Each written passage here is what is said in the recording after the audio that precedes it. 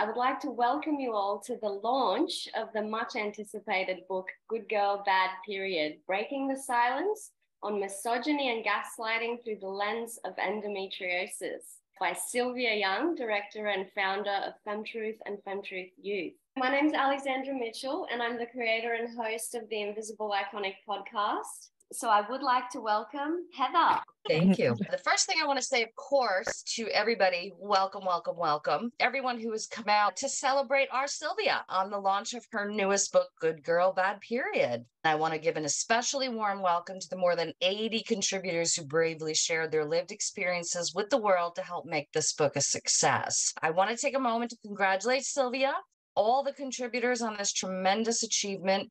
I know that writing a book is no small feat, understatement of the year, and it takes incredible vulnerability and courage to share personal experiences with the world and really put yourselves and your stories out there. So I want to thank you for your bravery. I want to thank you for your honesty, your dedication to the cause of endometriosis and the larger scope of menstrual health related topics. And with that said, it is a truly great honor and privilege for me to introduce my dear friend, Silvia Young, and congratulate her on this momentous occasion.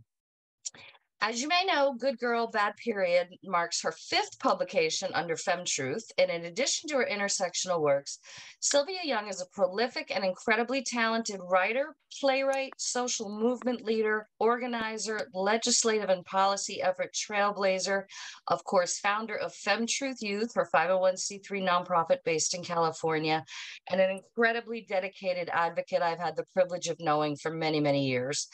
Silvia was diagnosed with endometriosis after 25 years of medical gaslighting, and she brings her biracial and multicultural life experiences to her many pioneering endeavors to advance the disease and women's health.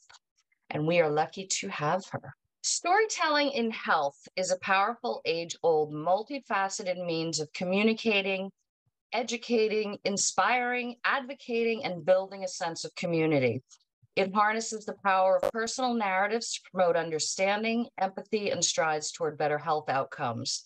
Through the use of narratives, anecdotes, and personal experiences that revolve around various aspects of health, stories really have the power to evoke emotions and create a connection between the teller and the reader. This emotional engagement helps individuals feel understood, validated, connected, and less alone in their struggles. This also leads to increased compassion and support for those facing health challenges like endometriosis. Storytelling breaks down barriers, reduces stigmas, and encourages a more inclusive and supportive community. And it helps us look at one another and say, oh, you too? Good Girl, Bad Period is a collection of such stories, each with the goal of breaking the silence on misogyny and gaslighting through the lens of endometriosis. Along with curricular commentary and narration guided by Silvia, this anthology brings over 80 lived experiences to the forefront of the conversation by providing authentic perspectives from the inside.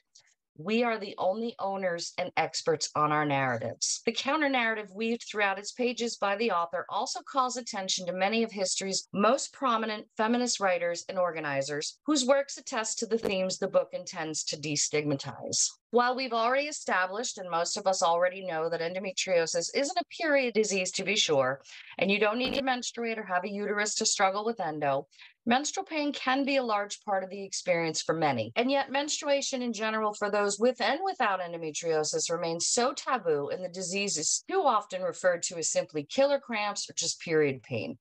We need to be able to talk about these things without fear of reprisal or pushback or shame. As we all know, menstruation is a natural biological process that half the world's population experiences. Yet, despite its universality, the topic continues to be wrapped in stigma that leads to silence, misinformation, and diminished care seeking. Good Girl, Bad Period absolutely shreds the patriarchal good girl doctrine and dissects a system that was never built with us in mind in the first place. To everyone here today, I urge you to read this book and share it. Share it with others, because one of the most insidious ways society tries to keep us silent is by trivializing our pain and suffering. The medical community itself often continues to ignore our symptoms, dismissing them as hysteria or emotional or a product of our imagination or our hormones, which is insulting and untrue. Endometriosis and painful periods are real and they are debilitating. The kind of dismissive attitudes we continue to be subjected to are unacceptable, and it contributes to the normalization of our suffering. This book began long ago, I have the privilege of knowing, as a very small anthology with only a few stories and without the narrator's perspective. It grew organically and by design through Silvia's incredible vision over the years. Now crossing 4 continents, 13 countries, 22 states, the stories captured in Good Girl, Bad Period represent not only the estimated 200 million people with endometriosis, but serve as a truly unique contributions to the conversation around endometriosis and menstrual health. Good Girl, Bad Period has not been released a moment too soon. We are now in an era where the period has become political. We are seeing legislation on the table intending to ban education about the menstrual cycle in some schools even before 6th grade, despite the fact that many students will experience their first periods in the 4th or 5th grade, and the CDC reports that the average age of menarche in the US is 11. Such legislation reinforces the topic of menstruation as taboo and continues to enshroud it in silence. Yet we know menstruation can largely be considered the 5th vital sign of health, and that a very high number of students with endometriosis continue to struggle with menstrual pain that causes them to miss school, work, and social functions.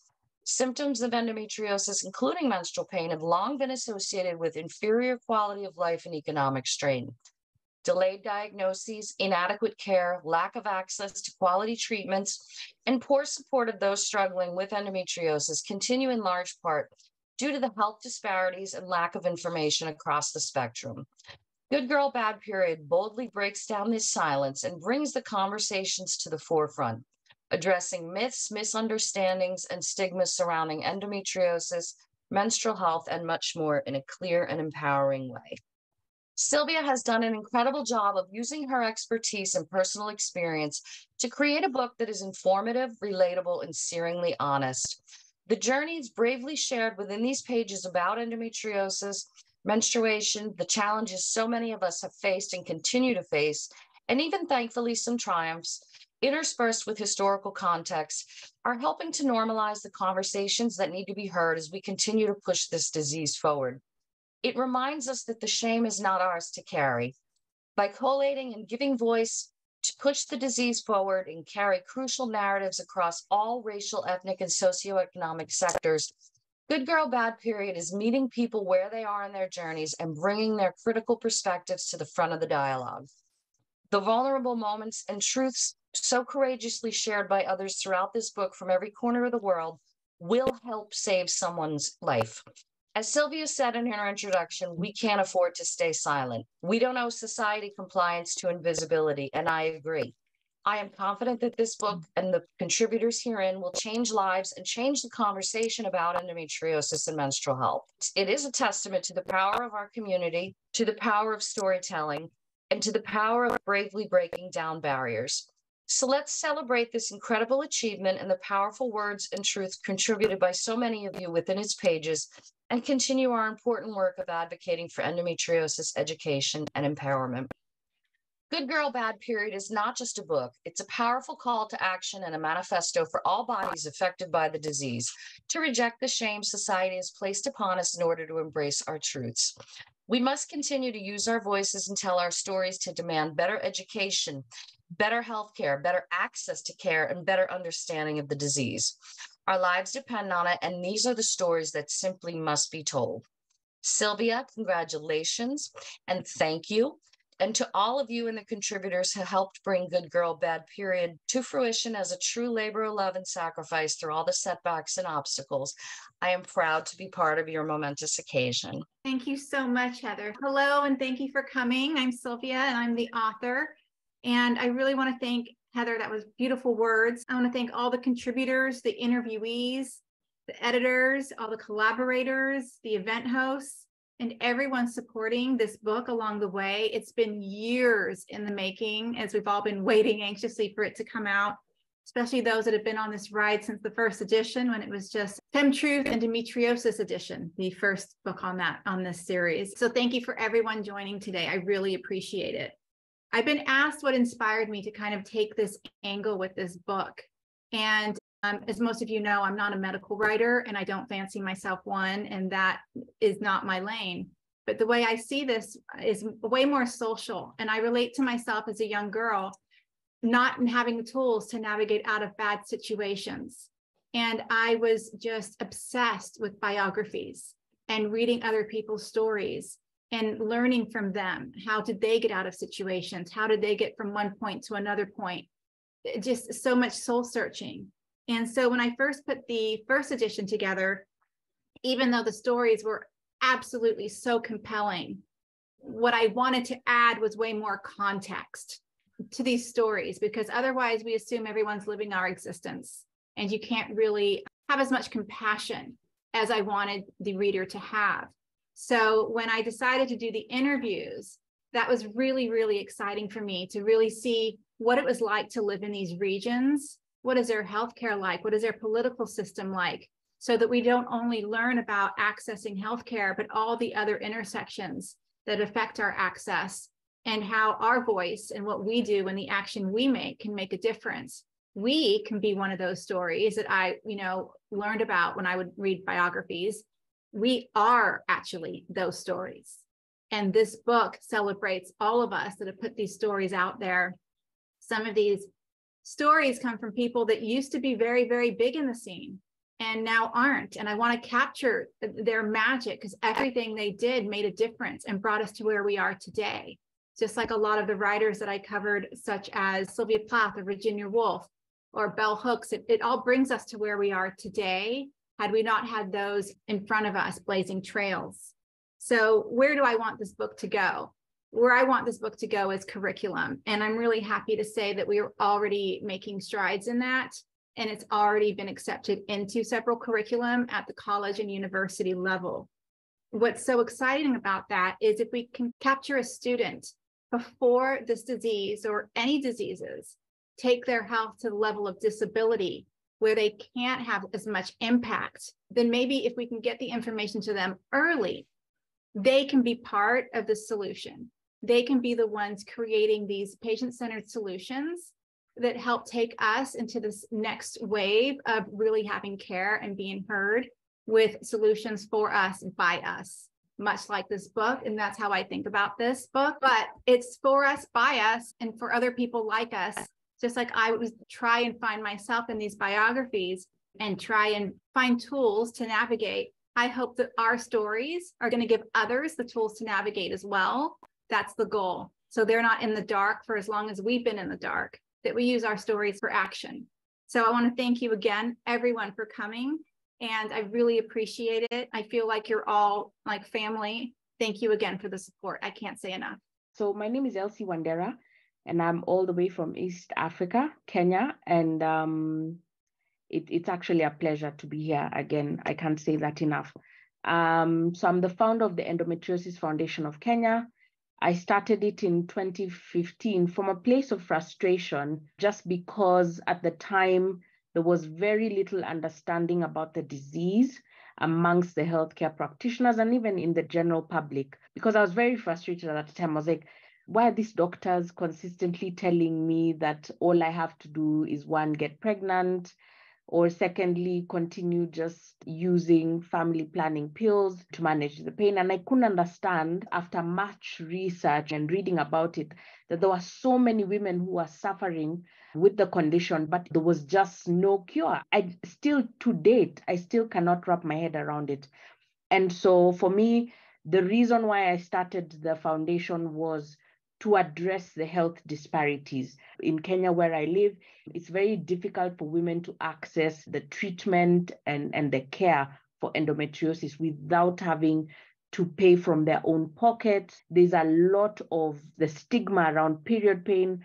For me, the point is to address it at that young age and know that period pain is not normal. It's really just around trying to see how we can collaborate with healthcare specialists to make sure that we are raising awareness about the disease, we're raising awareness about the treatments and the options available. I think for us, for a very long time, the Global South is not included in the research, in the data that is out there. And that also just contributes to the health disparity.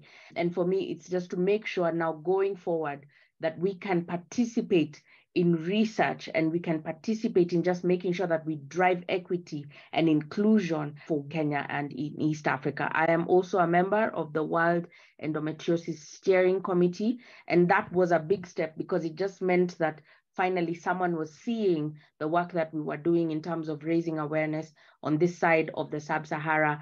And that gives us a platform and an opportunity for us to share the voices. And thank you again, Silvia, for just including me in the book, because I am not the final voice, I'm not the last person, but I'm sure I'm representing millions of other women from this part of the world. Thank you. Hello everyone, Anna Stevenson. I currently live in Paris, France. I'm originally from Oregon in the United States, which is on the west coast of the US. Long story how I came to France, but it did help a lot in my endometriosis journey. So I've had endo since puberty. Ended up with my sciatic nerve being directly involved, and I was paralyzed. So that was a shock after 30 years of gaslighting. And that really got me to found my nonprofit, a registered nonprofit here. Most French people do not speak English. This is really important to understand. They do not have access as such to any of the advocacy done in English.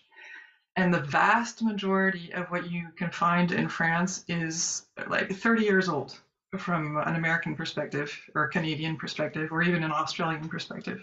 Pretty much everything you know in English is not yet known in France. And so I made it my mission to bring evidence-based science and research to French-speaking people. French is spoken in many countries around the world as well, but it's really important to understand as well that all the societies and cultures are very different because France also has a colonialist history. And this has caused many, many issues.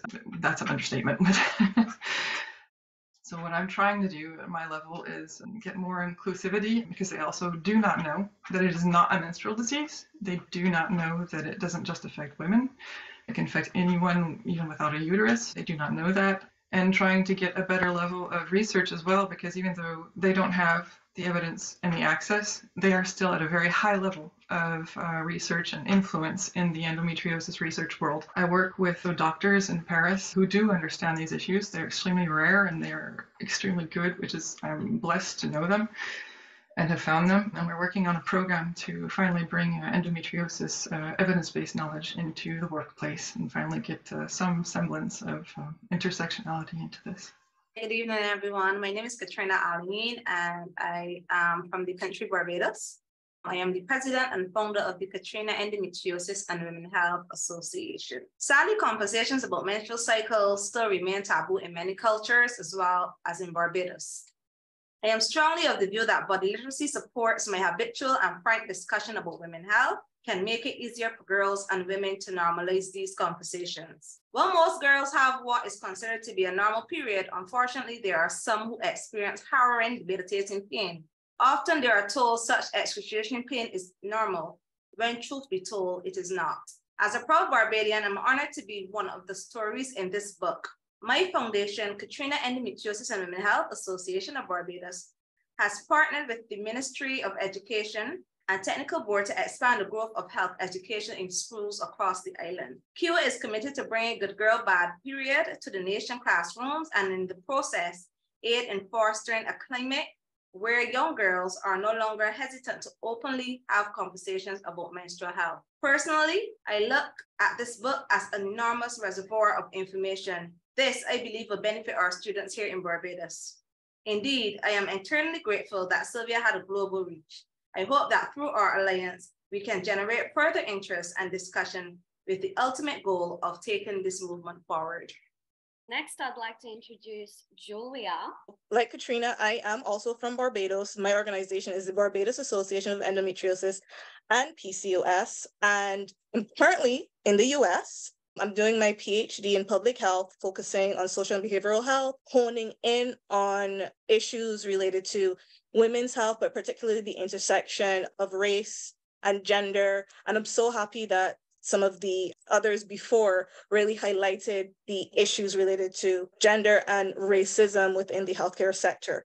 And so with the interviews I did, one took a very high level overview glance at endometriosis and Black women in the US. For those of you who may not know, even when you think about the foundations of gynecology in the US, it is very racist in nature, where a lot of the tools and methods were more or less practiced on enslaved women who had no bodily autonomy. And if we fast forward throughout the years, that seems to be the growing trend. And so what we found is that Black women and other women of color are more or less not included in a lot of these conversations, particularly within the research area. That is changing now, happily, but it is going to be a really uphill battle because of all of the racial atrocities that had happened, within the US. So that's one of the interviews. And then the other interview is, again, looking at Barbados overview, a brief history of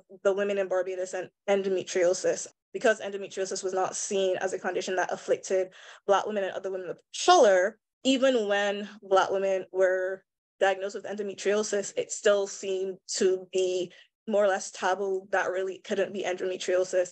And so the interviews that I've written more or less try to unpack that and why that has happened historically and the problems with that now and ways in which we can address it moving forward. And so with my work as a grad student, as well as a public health professional, I do a lot of research looking at intersections, looking at health inequity, developing interventions to address this, and working with high-level agencies like the UN and internationally, as well as the PAHO, because we really want to raise awareness of endometriosis within communities of color, and particularly within areas like the Caribbean, which typically are not really represented in the work that has been done.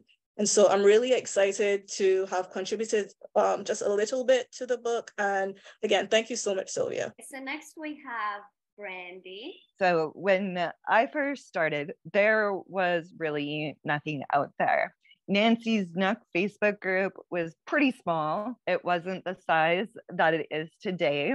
There wasn't a single registered charity in Canada. I reached out to Heather Guidon at the Center for Endometriosis Care. I reached out to Nancy Peterson. I basically reached out to the Tom Brady's of endometriosis. They not only responded back to me and treated me like I was a person whose voice mattered. They've mentored me, prepared me for a lot over the years.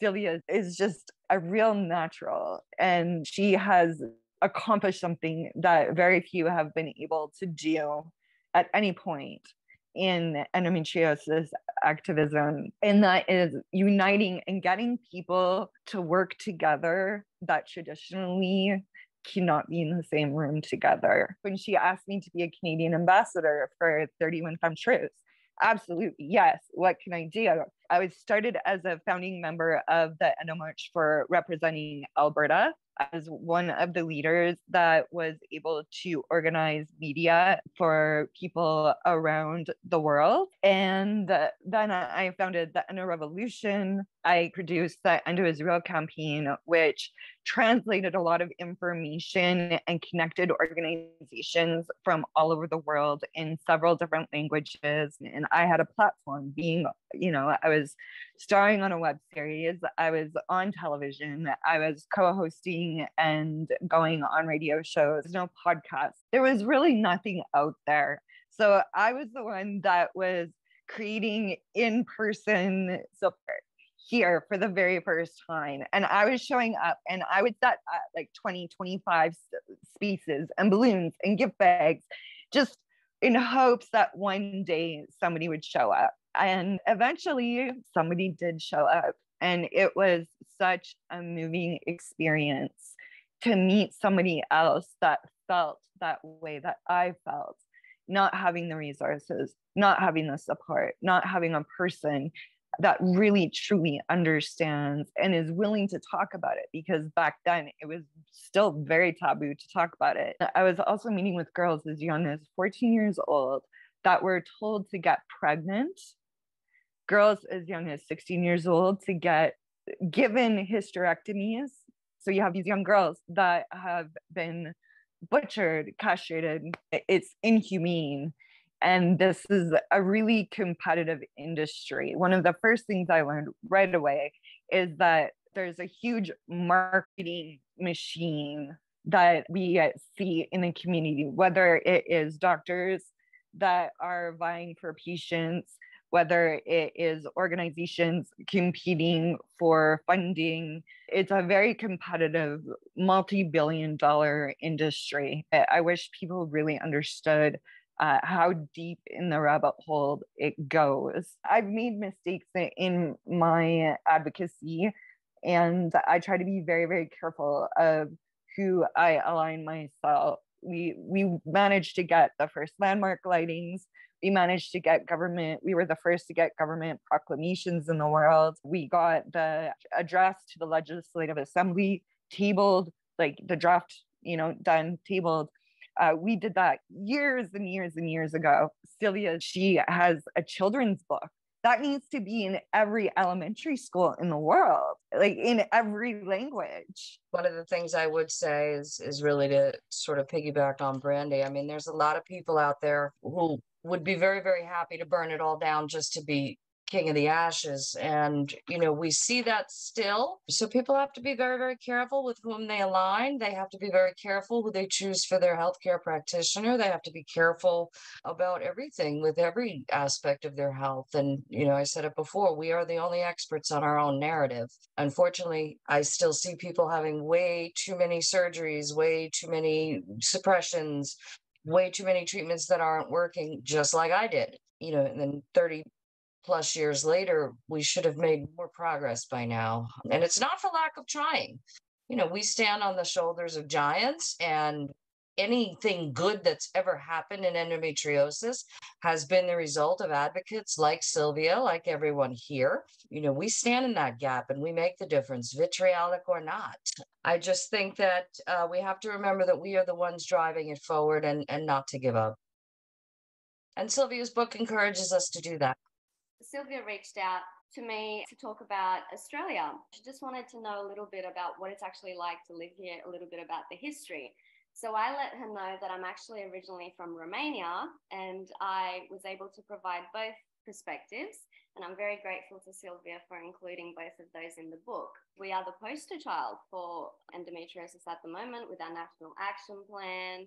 We've got an endometriosis guideline. We've got a lot going for us. And recently the government has committed $87 million to go towards awareness, research. And you can hear the 87 million in Australia and think, wow, that's absolutely incredible. And it is. And I do believe that it will help a lot of people. And at the same time, we can be realistic and make room for the fact that a lot of the money that is being spent on the symptom management. And somebody like me, who had, for example, sciatic endometriosis, there are very limited options in the country for what we can do. And in terms of interdisciplinary excision, that is also very hard to come by. And if you can find it, it's inaccessible in various ways. Even though I myself have flown back from Australia to my home country of Romania to have a deep infiltrating endometriosis MRI that its specificity is unmatched in Australia. After that MRI, it showed after 3 laparoscopies, 2 of which were meant to be expert excision with our top surgeons here in Australia, I still have sciatic endometriosis. Australian advocates are disillusioned by the standard of care in Australia. Our Change the Guidelines movement began on social media last year. In Romania in 2019, they did also create a petition. And that petition has garnered about 10,000 signatures. And I know there's an association over there called Endometriosis and Me Association, and they're working with the Minister of Health over there to really try and bring the gold standard of endometriosis treatment specifically in the public health sphere. They do have access to some interdisciplinary expert excision in Romania, although that is there, it's inaccessible for a lot of people as well. And it blows my mind that I'm in a first world country, that I'm privileged, I speak, multiple languages, I was able to go to university, and I'm seeking care in my home country of Romania, which obviously if we compare socioeconomically, etc., that shouldn't be happening with $87 million committed. I want to let you know I appreciate you all so much. And when you do read this book, I'm going to tell you, you're going to have to pause a little bit, because these stories, these interviews, they get to you. They pull on your heartstrings. But with that, we develop more compassion. We develop better listening skills, better patience, better tolerance for each other. Thank you for making space for me and this book. Thank you so much, everyone.